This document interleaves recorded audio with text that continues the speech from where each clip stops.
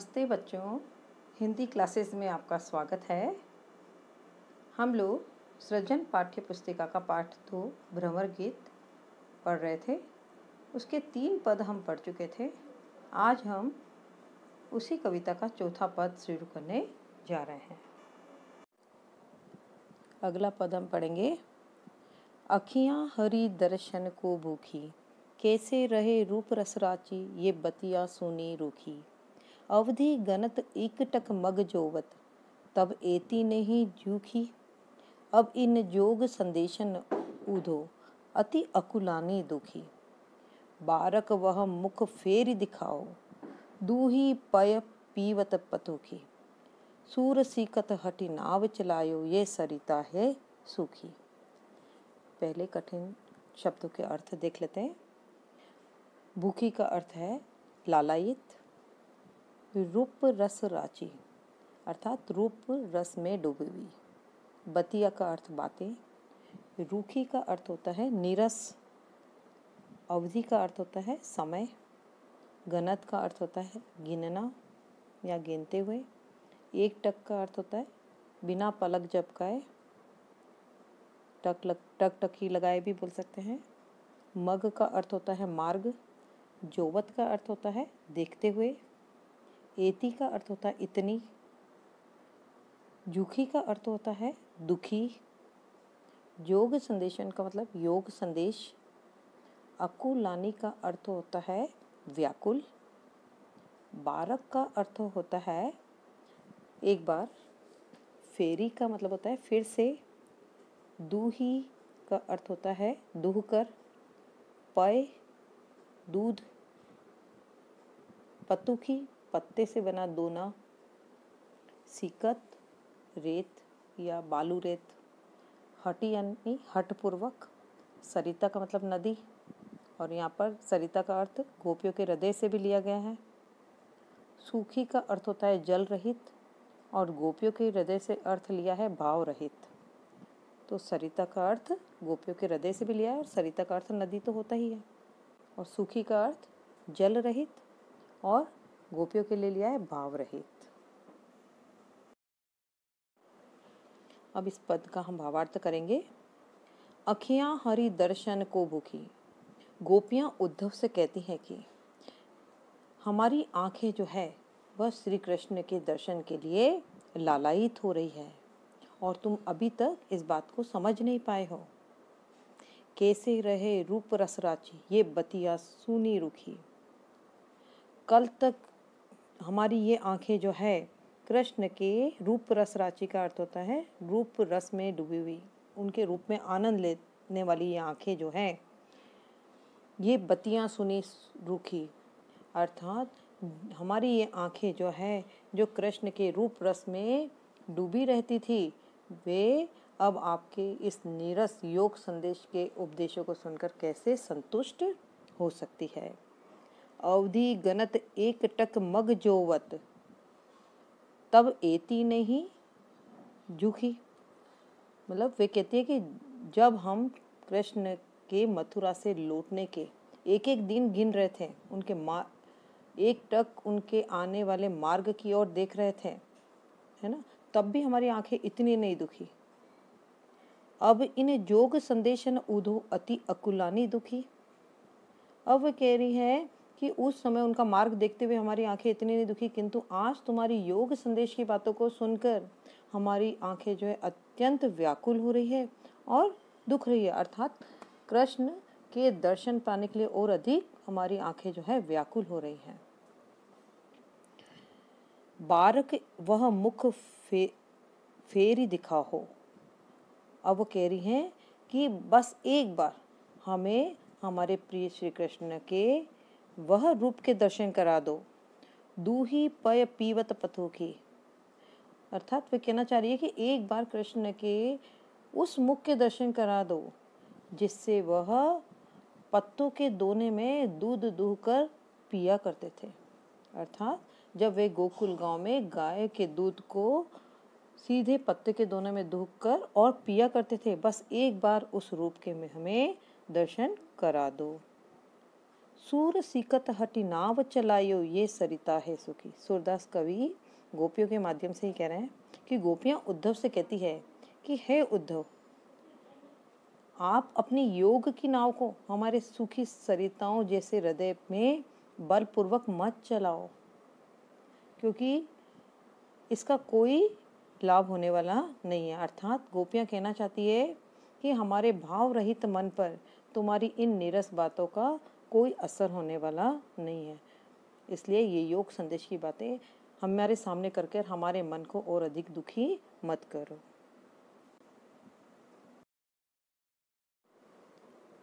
अब इस पद में हम अलंकार देख लेते हैं कौन कौन से हैं। अति अकुलानी अ वर्ण की आवृत्ति हो रही है। पय पीवत पतु की प की आवृत्ति हो रही है, एक ही वर्ण की आवृत्ति हो रही है। सूर सिकत सरिता सुखी स वर्ण की आवृत्ति हो रही है, इसीलिए यहाँ पर अनुप्रास अलंकार है। और एक गोपियों के हृदय को सरिता के समान बताया है, यहाँ पर उपमा अलंकार है। अगला पद हम पढ़ेंगे। निर्गुण कौन देश को बासी, मधुकर हंसी समझाए सोह दे बुझती साँच न हासी। कोहे जनक जननी को कहियत, कौन नारी को दासी। केसो बरन भेष है कैसो, के ही रस में अभिलाषी। पावे गो पुनि कियो आपनो जोरे, कहे गो घासी। सुनत मौन हवे रहियो ठग्यो सो, सुर सबे मति नासी। कठिन शब्दों के अर्थ देख लेते हैं पहले हम। निर्गुण का अर्थ होता है निराकार ईश्वर। बासी का अर्थ होता है निवासी। मधुकर का अर्थ है भौंवरा। सोह दे यानी सौगंध देकर। पूजती का अर्थ होता है पूछती है। साँच का अर्थ होता है सच। हासी का अर्थ होता है मजाक। जनक का अर्थ होता है पिता। जननी का अर्थ होता है माता। नारी का अर्थ होता है पत्नी। बरन का अर्थ होता है रंग। भेष का अर्थ होता है वेशभूषा। अभिलाषी का अर्थ होता है रुचि रखने वाला। घासी का अर्थ होता है झूठ। हवि का मतलब होता है होकर। ठग्यो स का अर्थ होता है चकित हो जाना, आश्चर्यचकित होना। मति का अर्थ होता है बुद्धि। नासी का अर्थ होता है नष्ट होना। इस पद में जब उद्धव गोपियों के पास कृष्ण का योग संदेश लेकर आता है कि वे निर्गुण ब्रह्मा की उपासना करें, है ना, तब गोपियां जो है उद्धव से कहती हैं, निर्गुण कौन देश को वासी। हे उद्धव, हमें ये तो बता दो, जिस निर्गुण ब्रह्मा की तुम हमें उपासना करने के लिए कह रहे हो, पहले ये तो बता दो कि वह निर्गुण ब्रह्मा कौन से देश का रहने वाला है। मधुकर का अर्थ यहाँ पर भंवरा तो होता ही है, किंतु यहाँ उद्धव के लिए कहा है कि हे उद्धव, हंसी समझाए, अर्थात हमें प्रसन्नतापूर्वक समझाओ। सोह दे बुझती, हम तुम्हें सौगंध देकर पूछती हैं। साँच अर्थात हमें जो भी बताओ वह सच सच बताना। न हासी अर्थात हम तुमसे, हासी का अर्थ होता है मजाक, हम तुमसे मजाक नहीं कर रहे हैं। कोहे जनक जननी को कहियत, मतलब उस निर्गुण ब्रह्मा के कौन तो पिता हैं और कौन उसकी माता है, यह भी हमें सच सच बताओ।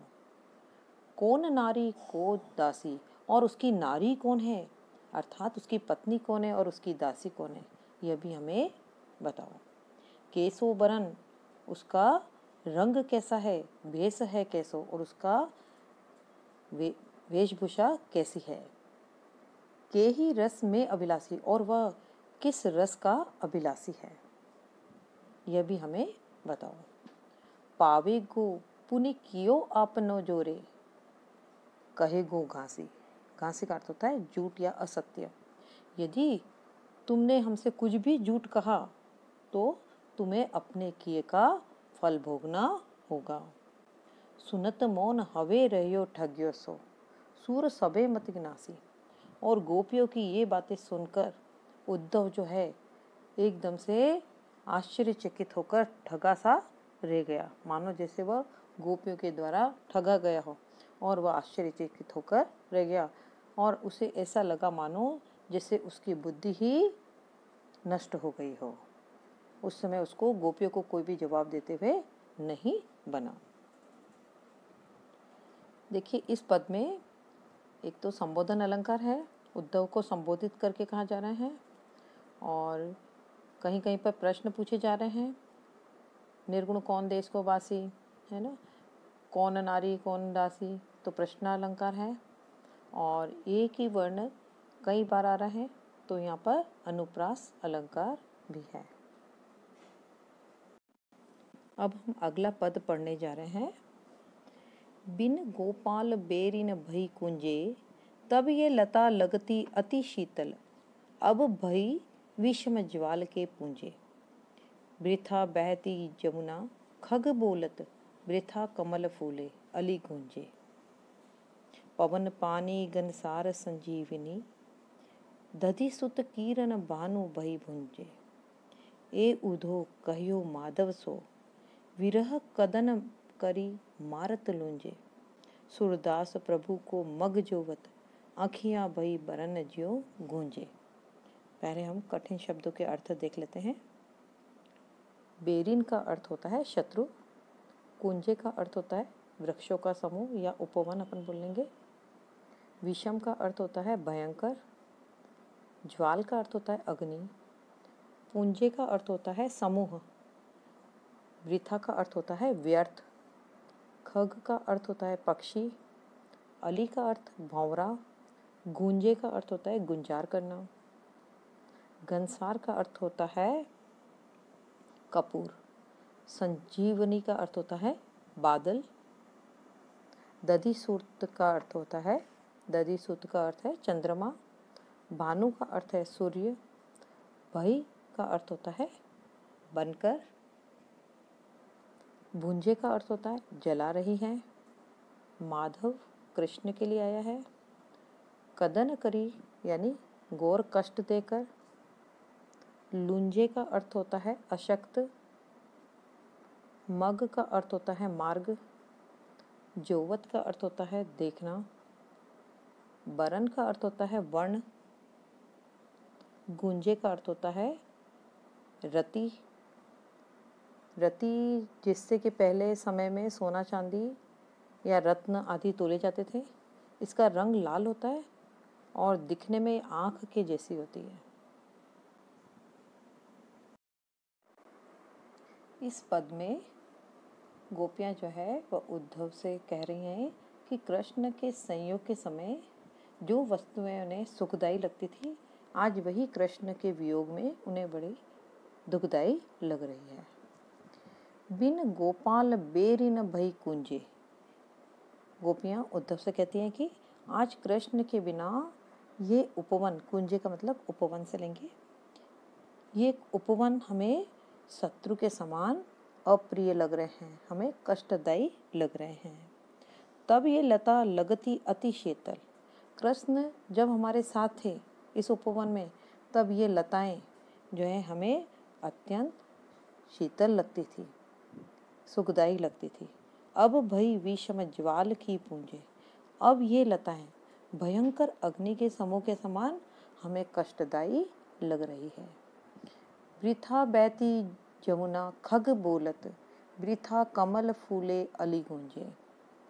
ये बहती हुई यमुना नदी, ये पक्षियों का बोलना, ये कमल के फूलों का खिलना और भंवरे का गुंजार करना, ये सारे दृश्य अब कृष्ण के वियोग में हमें सब व्यर्थ लग रहे हैं। और आगे गोपियाँ जो है वह उद्धव से कहती हैं कि पवन पानी गनसार संजीवनी, पवन का अर्थ हवा है ना, पवन पानी, गनसार का अर्थ कपूर, संजीवनी का अर्थ होता है बादल, दधि सुत किरण यानी चंद्रमा की किरणें, ये सभी चीज़ें जो हैं वह हमें शीतलता देने वाली है। किंतु वे कह रही है कि कृष्ण के वियोग में आज यही सब चीज़ें जो है वह भानु भई भूंजे, अर्थात आज यही जो शीतलता देने वाली वस्तुएं जो हैं आज हमें सूर्य के समान जला रही है। अर्थात कृष्ण के वियोग में यही शीतलता प्रदान करने वाली चीज़ें भी हमें अत्यंत कष्टदायी लग रही है, सूर्य के समान मानो हमें जला रही है। हे उधो कयो माधव सो विरह कदन करी मार तलुंजे। अब यहाँ पर उद्धव को गोपियाँ कहती हैं कि हे उद्धव, तुम कृष्ण से जाकर हमारा ये संदेश दे देना कि ये वियोग की पीड़ा हमें कष्ट देकर जीते जी मार रही है ना, जिसके कारण हम लूंजे यानी असक्त हो गए हैं, जिसके कारण हम असक्त हो गए हैं। सूरदास प्रभु को मग जोवत आँखियाँ भई बरन ज्यों गुंजे। सूरदास कवि गोपियों के माध्यम से ही कह रहे हैं कि गोपियाँ उद्धव से कह रही है कि कृष्ण के आगमन का मार्ग देखते देखते हमारी आँखियाँ जो है वह रति के समान लाल हो गई है और उन्हें अत्यंत कष्ट हो रहा है। अर्थात हमारी आँखें रति के समान लाल हो गई है और अत्यंत दुखी हो रही है। इसमें हम अलंकार देख लेते हैं। अनुप्रास अलंकार है क्योंकि एक ही वर्ण की आवृत्ति हो रही है। वृथा, बहती, ब वर्ण की आवृत्ति जैसे हो रही है। लता, लगती, तो एक ही वर्ण की आवृत्ति दो या दो से अधिक बार हो रही है, तो वहाँ पर अनुप्रास अलंकार है। और दूसरा अलंकार इसमें है संबोधन अलंकार है, क्योंकि उद्धव को संबोधित करके गोपियाँ कह रही हैं, तो संबोधन अलंकार है। अब हम पाठ्य पुस्तक के प्रश्न हल करेंगे। सबसे पहले वस्तुनिष्ठ प्रश्न देखते हैं। पहला है, सूरदास की भक्ति मानी जाती है? उत्तर होगा सखा भाव की। दूसरा प्रश्न है, सूरदास ने अखिया को भूखी बताया है? इसका उत्तर होगा हरि दर्शन की। अति लघुतरात्मक प्रश्न पहला है, उद्धव को गोपियों ने ऐसे कौन से प्रश्न किए कि उद्धव ठगा सा रह गया? तो गोपियों ने प्रश्न किए कि निर्गुण ब्रह्मा किस देश का निवासी है, उनके माता पिता कौन हैं, उनकी पत्नी और दासी कौन है, वह किस रस का अभिलाषी है। ऐसे प्रश्नों से उद्धव ठगा सा रह गया। दूसरा प्रश्न है, हारिल पक्षी की क्या विशेषता है, बताइए। हारिल पक्षी सदैव अपने पंजों में लकड़ी पकड़े रहता है, उसे वह कभी नहीं छोड़ता और उसी के सहारे बैठता है। लघुतरात्मक का पहला प्रश्न है, गोपियों को उद्धव का योग संदेश किसके समान लग रहा है? तो जब उद्धव ब्रज आकर गोपियों को निर्गुण ब्रह्मा की उपासना करने को कहते हैं, तब गोपियों को वह संदेश जो है, उसका योग संदेश कड़वी ककड़ी के समान लगता है, क्योंकि निर्गुण निराकार ईश्वर की भक्ति करना गोपियों को तनिक भी अच्छा नहीं लग रहा है, क्योंकि वे तो कृष्ण के साकार रूप को ही पूजती है। लघुतरात्मक का दूसरा प्रश्न है, मानहु नील भाट ते काड़े ले जमुना ज्यों पखारे। पंक्ति में कौन सा अलंकार है, परिभाषा लिखी है। इस पंक्ति में उत्प्रेक्षा अलंकार है। इसकी परिभाषा अपन देख लेते हैं। जहाँ उपमेय में उपमान की संभावना व्यक्त की जाती है, वहाँ उत्प्रेक्षा अलंकार होता है। अब हम ये भी स्पष्ट कर लेते हैं कि यहाँ उत्प्रेक्षा अलंकार क्यों है। इस पंक्ति में यमुना के काले होने में मथुरावासियों को नील माट में से निकालकर यमुना में धोने की संभावना व्यक्त की गई है और मानहु शब्द का प्रयोग भी हुआ है, इसलिए यहाँ पर उत्प्रेक्षा अलंकार है।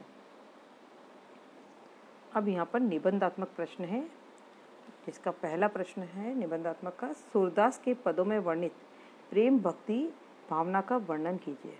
तो इसका उत्तर होगा, सूरदास ने अपने इस भ्रमर गीत से संबंधित पदों में वियोग श्रृंगार के साथ ही प्रेम भक्ति का भी वर्णन किया है। गोपियों ने निराकार ईश्वर भक्ति का विरोध कर साकार श्री कृष्ण की भक्ति करने पर बल दिया है। इन पदों में श्री कृष्ण के मथुरा चले जाने से दुखी गोपियों की भावनाओं का मर्म स्पर्शी चित्रण भी प्रस्तुत किया है। और इस कविता में सभी पदों में कवि ने गोपियों की श्री कृष्ण के प्रति प्रेममयी भक्ति भावना का बहुत सुंदर वर्णन प्रस्तुत किया है।